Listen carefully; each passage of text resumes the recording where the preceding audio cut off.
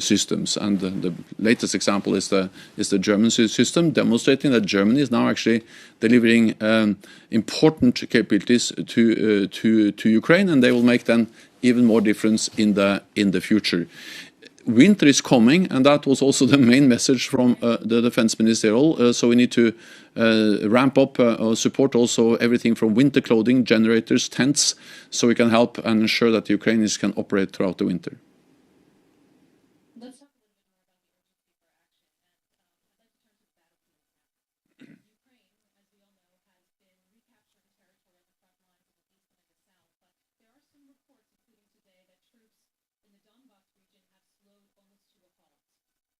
Russian reinforcements, meantime, have rushed the front line, attempting to break Ukraine's momentum. How critical do you see this moment, right now, not in the future, right now, for Ukraine's counteroffensive as the colder months settle in? So wars are by nature unpredictable, and of course there are still a lot of Russian forces, capabilities in Ukraine, and they have what we have seen over the last weeks and days is actually the most serious escalation of the conflict since the invasion in February. Because if you put together their mobilization and the forces they are now able to send to the front, with the partial, with the illegal annexation of Ukrainian territory and the dangerous nuclear rhetoric, all of that represents the biggest escalation since the war. So again, we need to just step up our support. And of course, this support has proven extremely important because this has enabled the Ukrainians to first push the Russians out of the area around Kiev, and then halt the Russian offensive in Donbass, and then launch a counteroffensive where they have been able to retake a lot of territory in Donbass, and also push against the Russian forces in the south in Kherson. But since we still see significant Russian presence, we need to make sure that we provide support for the long haul as much as it takes for as long as it takes. The Ukrainians say they need more tanks in order to push forward. We're sitting here today, we're speaking from the Berlin Foreign Policy Forum. Germany, a NATO member, is facing criticism for not sending heavier military equipment to Ukraine, including Leopard 2 battle tanks. From your point of view, should Germany provide the tanks to Ukraine now?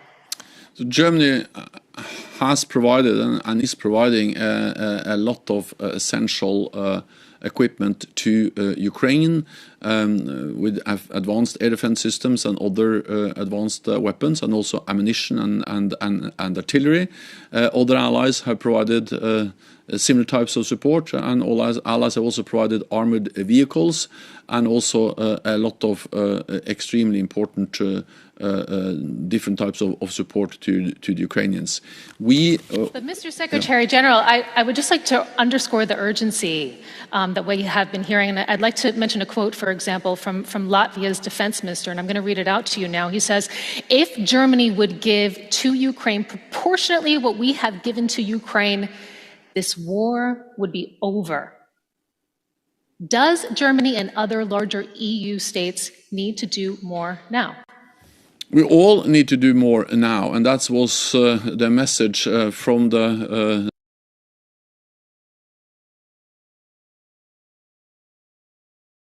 defense ministers when they met last week, and we also saw significant new announcements about more support.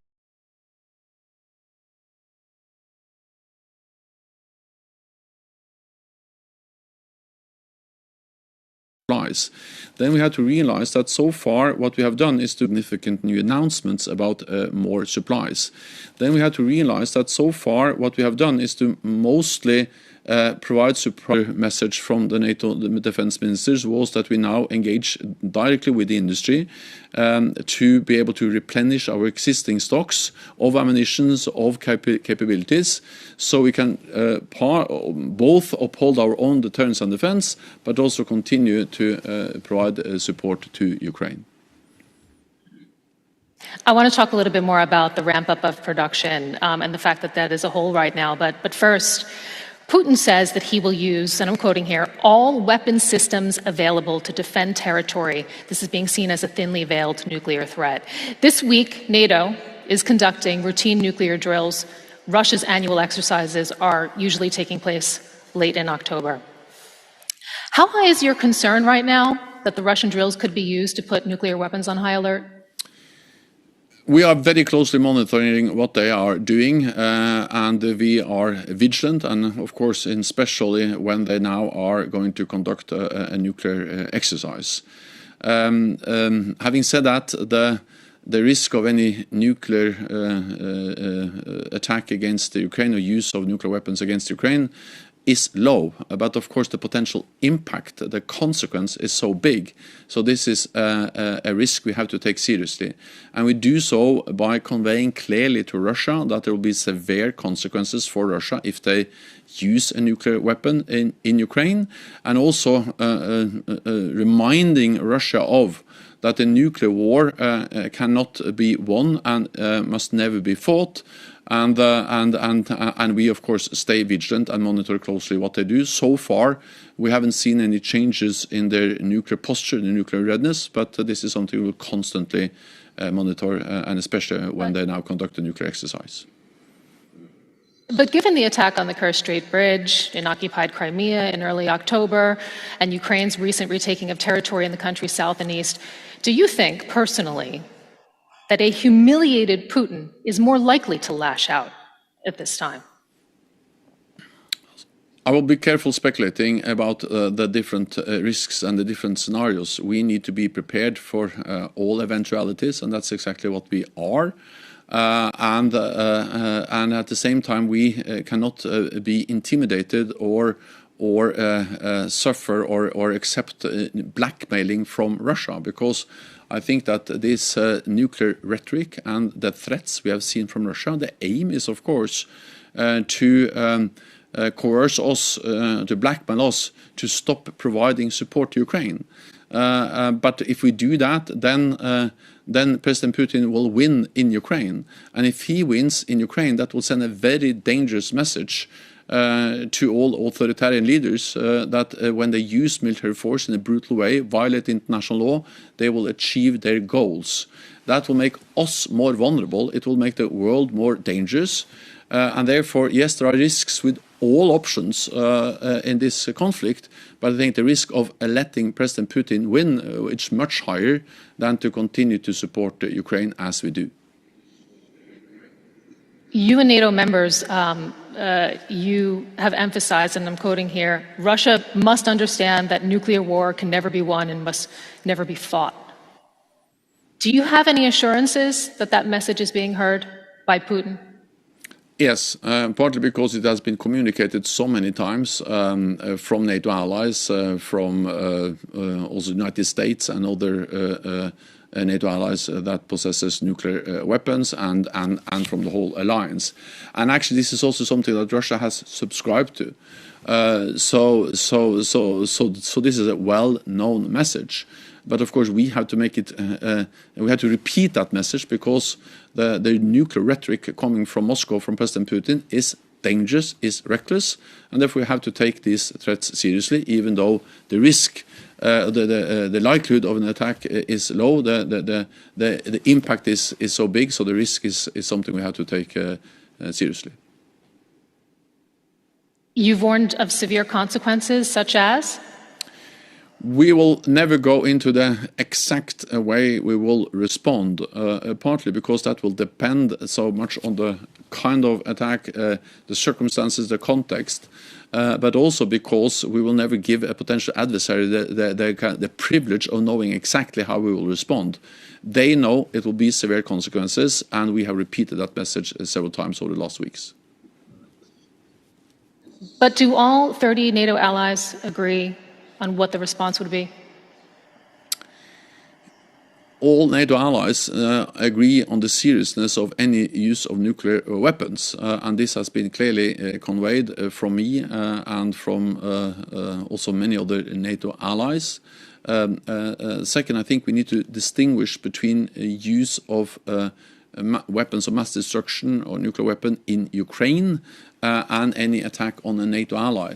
An attack on a NATO ally will, of course, trigger Article 5, our collective defense clause, and to ensure that there is no room for miscalculation, for misunderstanding in Moscow about that, we have increased our military presence in the eastern part of the alliance, increased the readiness of our forces to make sure that an attack on a NATO ally will, of course, trigger a response from the whole alliance. And we do that not to provoke a conflict, but to prevent the conflict, to preserve peace. And that's fundamentally the same as NATO has done for more than 70 years, faced a nuclear threat or a challenge from the Soviet Union and Russia. Here's the response from Moscow. Putin's ally, Dmitry Medvedev, says that he thinks the NATO military alliance would not risk a nuclear war and directly enter the Ukraine war, even if Moscow struck Ukraine with nuclear weapons. Is he right? He is not right, because what we have stated clearly is that there will be severe consequences, but we are not lined out or gone into details of what kind of consequences there will be. And of course, we have many ways to respond, and that's exactly what we have communicated. While you warn, though, Moscow of severe consequences, French President Emmanuel Macron says that a French nuclear response to Russia using its own atomic arsenal against Ukraine or the region is off the table. That statement wasn't very helpful for your deterrence, was it? But we have different ways of reacting. It doesn't have to be any use of nuclear weapons. What we have stated again and again is that in the circumstances in which NATO would consider the use of a nuclear weapon remains very remote. But that doesn't take away the possibility of NATO to respond and NATO allies to respond if there is a use of nuclear weapon by Russia against Ukraine. And again, if there is any attack against a NATO ally, we have the whole alliance and Article 5 and our collective defense clause, and the purpose of that is to prevent that from happening. Russia says that Western states' support of Ukraine, you've mentioned what NATO members are sending to Ukraine, help make them a direct party to the conflict, with NATO members supplying the majority of support. Isn't it going to be difficult for members to not be seen as a direct party?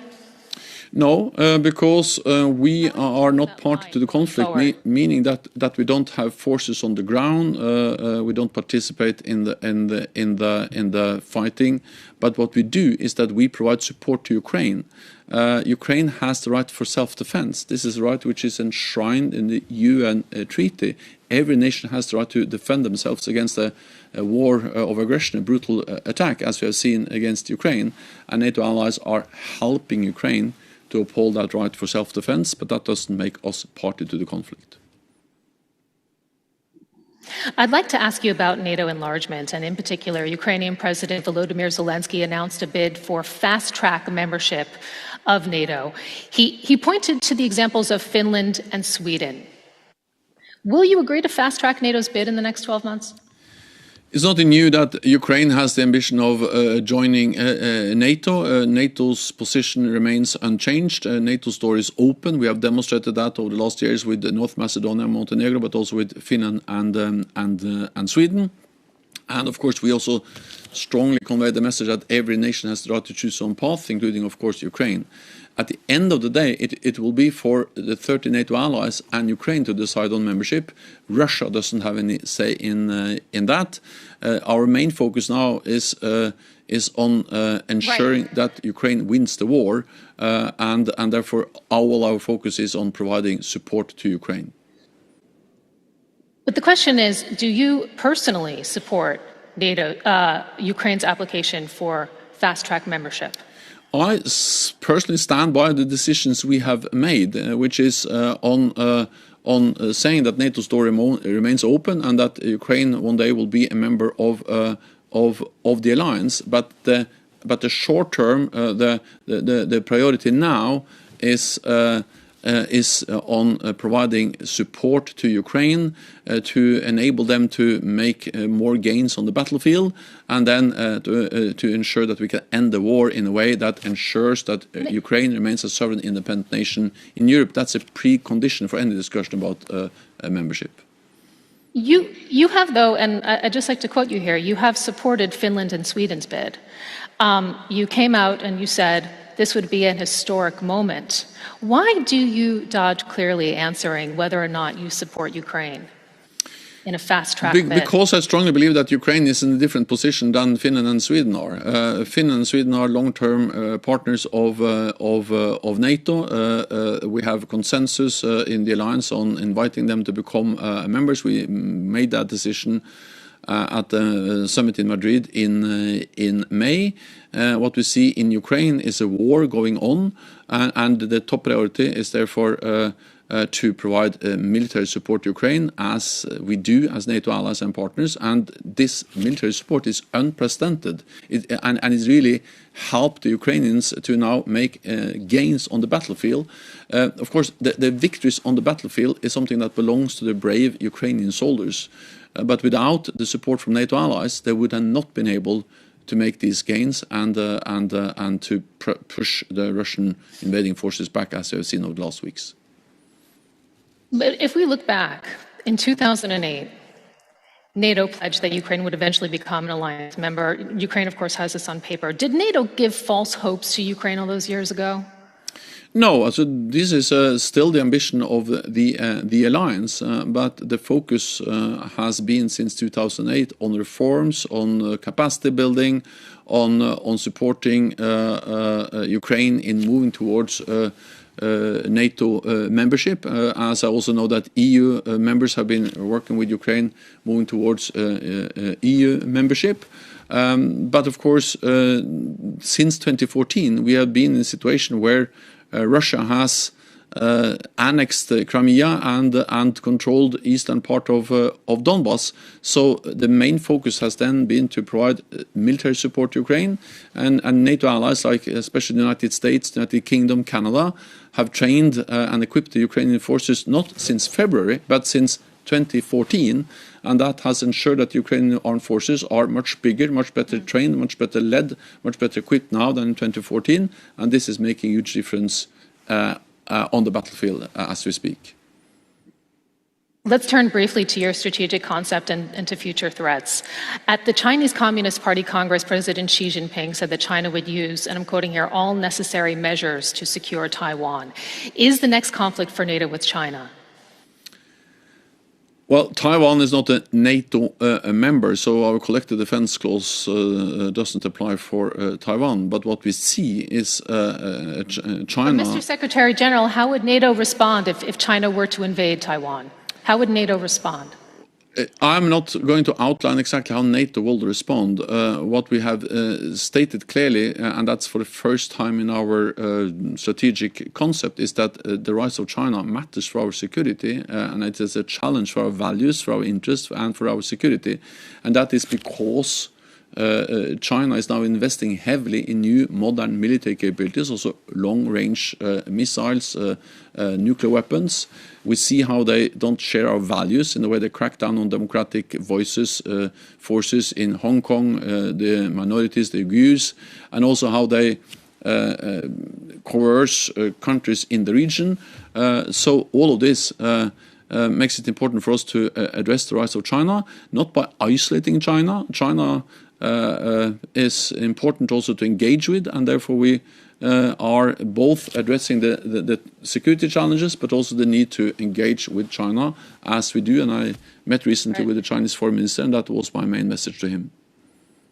The head of the British Cyber Intelligence Agency, he put it this way. He described the security threat posed by Russia as affecting the weather, while China's affects the climate. What do you think there is to be learned from allies' support of Ukraine against the Russian invasion should China move to invade or to illegally annex territory? Sorry, in Taiwan? Anywhere. Should they move to invade or illegally annex territory in general? Well, in general, that's always unacceptable. That one country tried to grab land from another country, and that's the reason why we have reacted so strongly against the Russian invasion of Ukraine, because this is the biggest land grab since the Second World War in Europe, and also why we convey to China that, of course, they should be able to at least condemn the illegal war of Russia against Ukraine. And also one of the reasons why we support Ukraine is to send a message to all other authoritarian leaders that we don't accept this kind of behavior. I'd like to also ask you, you said last week that when we look at the situation in Ukraine, that allies have had to dip into their own arsenals in order to send supplies there. Were NATO members too complacent? Because if you look just at the first half of the year, only 9 members were spending 2% of GDP or more on defense. Now, it seems to be a bit of a scramble in order to, get stockpiles and increase production capacities, and it's coming amid hard economic times. Can it stay a priority? We have pushed for more defense investments across the alliance for many years. And of course, we would like to see even more defense spending. Having said that, what we have seen since 2014 is the biggest reinforcement of NATO's collective defense since the end of the Cold War. Until 2014, NATO allies were cutting defense spending. Since 2014, all NATO allies have increased defense spending with hundreds of billions of extra US dollars. And we have increased the readiness of our forces. For the first time in history, we have battle groups in the eastern part of the alliance, and all of this was triggered by the Russian annexation of Crimea and the control over eastern Donbass. So we were actually prepared when the invasion happened in February. We actually warned against it since last fall, shared intelligence depicting exactly the Russian plans to invade Ukraine. And on the day of the invasion, we activated our defense plans and further increased our military presence in the east. So since 2014, we have adapted the alliance, and the war didn't start in February. It actually started 8 years ago when they went into Donbass and Crimea. Briefly before we go, Secretary General, must Putin go for there to be a resolution in Ukraine? Yes Again, or no? I will not, but you will not force me to give a yes or no answer to that. What we will do is that we will respond to the actions of Russia, regardless of who is in charge there, and we will continue to call on them to end this war. It was President Putin that started this war, and it's President Putin can end this war tomorrow by withdrawing his forces. We have to remember that if President Putin and Russia stops fighting, there will be peace. If President Zelensky and Ukraine stops fighting, Ukraine will cease to exist as an independent nation, and we don't want that to happen. That's exactly why we provide support to Ukraine. NATO Secretary General Jens Stoltenberg, thank you very much for joining us on Conflict Zone. Thank you so much for having me. Thank you for your time.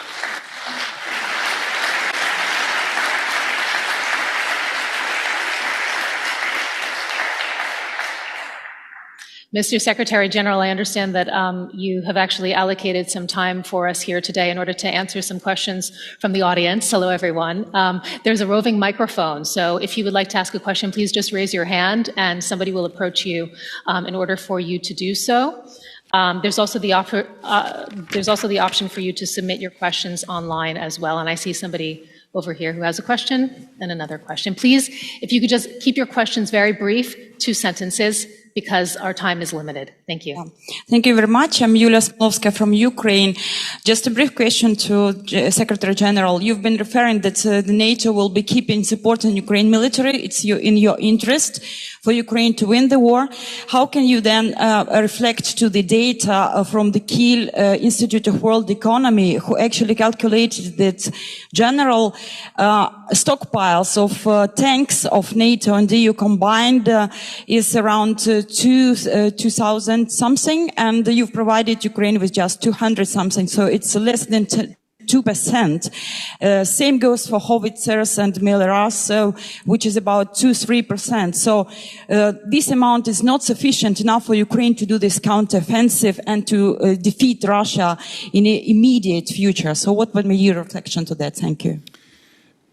We We are in constant close dialogue with the Ukrainian leadership. I've, over the last few days, spoken with President Zelensky. We have met with Defense Minister Resnikov, and we are also, of course, in contact with their military leaders, and also, of course, with Foreign Minister Kuleba and the political military leadership in Ukraine. And we are assessing exactly the questions you raised on the specific capabilities. I urge allies to do more, and I'm actually reaching out to specific allies on specific capabilities, but I don't think it will help my work if I start to, in a way, rank and list those different allies. I welcome that in total, NATO allies are providing significant support. They have announced further support, and they have also stated clearly that they are ready for the long haul. And of course, the US-led contact group for Ukraine that met in the margins of the NATO Defense Ministerial meeting is organizing and coordinating these efforts. So I understand the call from Ukraine for more support, and we are working hard to ramp up even more support in the coming days and weeks and months. Okay, the next question from the audience. If we could just quickly get the microphone over there.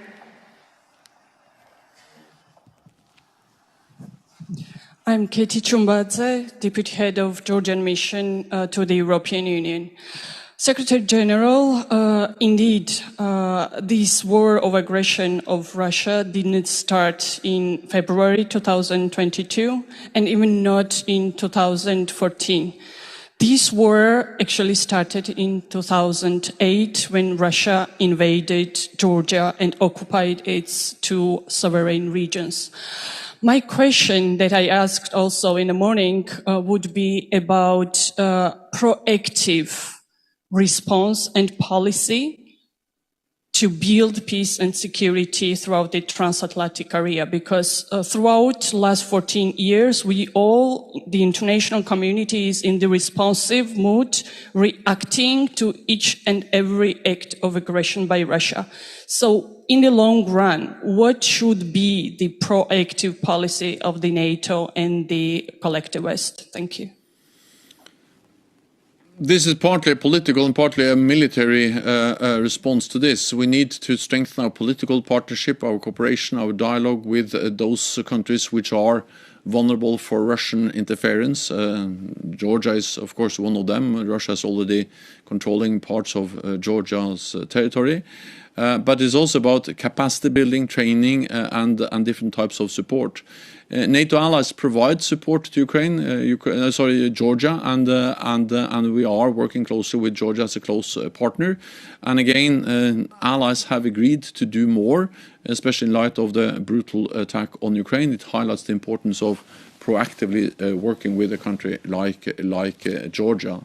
Then I think it's also about ensuring that for instance, Georgia implement the necessary reforms and are addressing some of the concerns that we have expressed related to, for instance, corruption and the democratic control of the security institutions. So the more Georgia is able to address those concerns, I think the easier it is to mobilize the necessary support from NATO allies.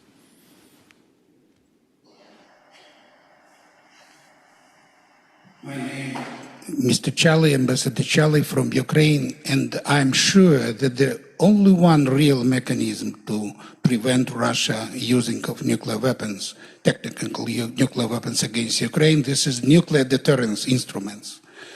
Nothing more. We need effective nuclear deterrence instruments. What do you think about possibility in nearest future, in nearest day, nuclear umbrella over the Ukraine on the behalf of members of NATO who have nuclear weapons? Because without it, we have a real risk that nuclear tactical weapons will be used in Ukraine. The NATO nuclear deterrent applies for our collective defense clause and for NATO territory.